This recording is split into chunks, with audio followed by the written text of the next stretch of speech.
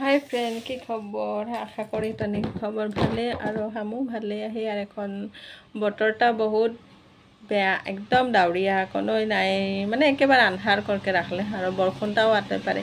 তাই ভাত চাত খাইকে 12টা বাজে আজরি সময় মে কোনো কাম নাই করবো কি বলকে এই দই একটা চাদরে দই করে লেলিহি আর তহনিকে অলপ দেখাম বলকে ভাবিহি যে দইটা হাম কি কম করিহি, কিন্তু মোর ক্যামেরাটা ধরেলে মানুষ নাইখে যেহেতু ওটার কারণে হাম দেখার নাই পারিহি।